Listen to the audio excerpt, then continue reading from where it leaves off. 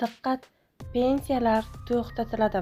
Xalq hoziroq ogoh bo'lishingiz shart.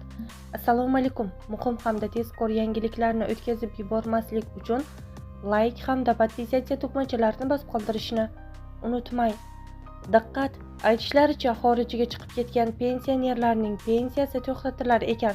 Hattoki yaqin insoni pensiyani ishonchnoma bilan ham olishi mumkin emas ekan. Pensionerlar va ularning yaqinlarini ogohlantiring. Chet elga chiqib ketganlarga pensiya to'lovi vaqtincha to'xtatiladi. Agar pensioner mamlakat hududidan tashqariga chiqib ketib, 3 oy ichida qaytmasa, uning pensiya to'lovi vaqtincha to'xtatiladi. Shu bilan birga, qaytib kelganidan so'ng fuqaro murojaat qilgan sanaga qadar o'tgan 24 oy davomida to'lanmagan pensiya summasiga da'vo qilish huquqiga ega. Pensiyaga tayyorgarlik qanday amalga oshiriladi? Pensiya jamg'armasi bo'lajak pensionerlarga tavsiyalar berdi. Pensiya yoshiga yetib, ko'p yillik mehnati samarasini ko'rish, keksalik gashtini surish barchaning hayotdagi maqsadi hisoblanadi. Bunda, albatta, keksa yoshdagi daromad manbai pensiya muhim o'rin tutadi. Shu sababli barcha yoshlik paytida o'zining kelgusidagi pensiyasi haqida qayg'urishi, bu davrga oldindan tayyorgarlik ko'rishi lozim. Ko'pchilik pensiya yoshiga yaqin qolgandagina pensiya haqida o'ylashni boshlaydi. Endi menga qancha pensiya chiqar ekan? Yuqori miqdorda pensiya olarmikinman kabi savollar qamrab oladi. Pensiya tayinlangandan so'ng esa ko'pchilik fuqarolarda nega menga kam miqdorda pensiya tayinlandi? Meni hisobim bo'yicha ko'proq pensiya olishim kerak edi kabi savollar tug'iladi. Mana shunday savollar fuqarolarda bo'lmasligi, yuqori miqdorda pensiyaga chiqish uchun pensiya yoshiga yaqin qolgan fuqarolar, shuningdek yoshlarga quyidagi tavsiyalar berildi. Kimlarga pensiya tayinlanadi? Yoshga doir to'liq pensiya olish uchun erkaklarga 60 yoshga to'lganda 25 yil ish staji, ayollarga 55 yoshda 20 yil ish stajiga ega bo'lganda tayinlanadi. Ushbu talab etilganga nisbatan kamroq ish stajiga ega bo'lganlarga to'liqsiz pensiya tayinlanadi, ya'ni pensiya kamroq hisoblanadi. Ish stajiga nimalar kiradi? Pensiya tayinlashda ish stajiga rasmiy ishlab, ish haqi hisoblangan davrlar, yakka tartibdagi tadbirkor, o'zini o'zi band yoki xorijda ishlagan shaxs sifatida pensiya jamg'armasiga ijtimoiy soliq to'langan davrlar ish stajiga hisoblanadi.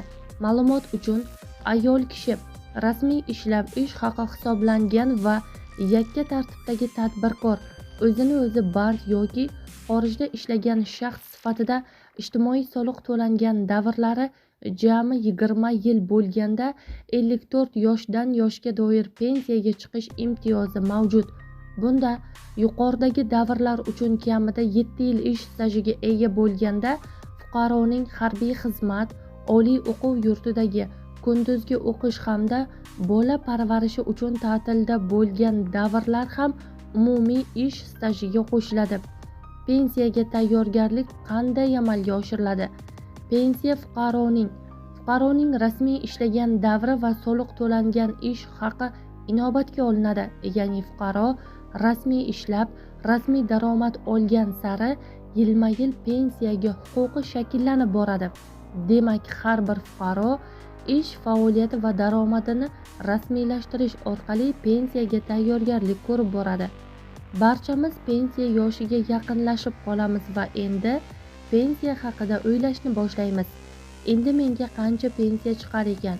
Yuqori miqdorda pensiya olarmikinman kabi savollar bizni qamrab oladi. Ya'ni endi biz pensiyaga qanday chiqish, qayerga murojaat qilish, pensiya qanday hisoblanishi, bunda nimalar hisobga olinishiga qiziqishni boshlaymiz. Pensiya tayinlangandan so'ng esa ko'pchilik fuqarolarimizda nega menga kam miqdorda pensiya tayinlanadi? Meni hisobim bo'yicha ko'proq pensiya olishim kerak edi kabi savollar tug'iladi. Mana shunday savollar fuqarolarda bo'lmasligi, yuqori miqdorda pensiyaga chiqish uchun pensiya yoshiga yaqin qolgan fuqarolarimiz, shuningdek Yoshlarimizga quyidagi tavsiyalarni bermoqchimiz.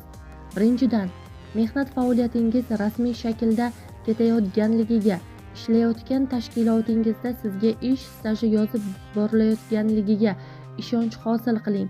Buni o'zingiz mustaqil ravishda my.gov.uz portali orqali tekshirib olsangiz ham bo'ladi.